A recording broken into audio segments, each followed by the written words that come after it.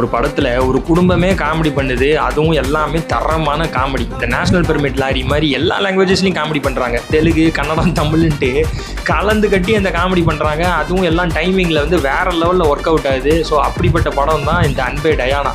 So இந்த படம் கதை வந்து யூஸ்வலான கதை தான், ஒரு லவ் ஸ்டோரி தான் நமக்கு. ஆனால் கொஞ்சம் டிஃப்ரெண்ட்டு. இதில் வந்து ஹீரோ வந்து ஒரு ஆங்கிலோ இந்தியன் பொண்ணு அந்த ஹீரோயினை வந்து லவ் பண்ணுறாரு. ஸோ அவங்க ரெண்டு பேரும் அவங்களோட கல்ச்சுரல் டிஃப்ரென்சஸ்ஸு, இந்த ரிலீஜியஸ் டிஃப்ரென்சஸ்லாம் தாண்டி அவங்க லவ் வந்து எப்படி ஜெயிக்குது அப்படிங்கிறத வந்து செமையாக காமிச்சிருக்காங்க.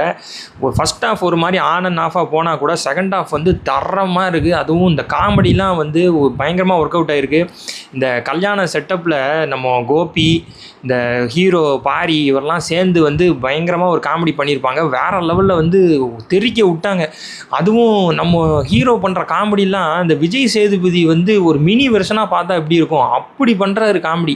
ஸோ ஓவராலாக ஒரு பண்டில் பேக்கேஜாக ஒரு ஃபேமிலி என்டர்டெய்னராக காமெடிக்கு வந்து பஞ்சமே இல்லாத ஒரு படமாக வந்து அருமையாக எடுத்திருக்காங்க. கண்டிப்பாக அந்த படத்தை வந்து மிஸ்ஸே பண்ணாதீங்க. ஏன்னா இதே டேரக்டர் தான் ஜமா படத்தை எடுத்தார். அந்த நேரத்தில் வந்து அந்த படத்தை மிஸ் பண்ணிட்டோம். ஆனால் இதை வந்து ஒரு டிஃப்ரெண்ட்டான ஜானரில், ஒரு பயங்கரமான என்டர்டெயின்மெண்ட் ஜானரில் வந்து எடுத்திருக்காரு. நல்லா இருக்குது படம், கண்டிப்பாக பாருங்கள்.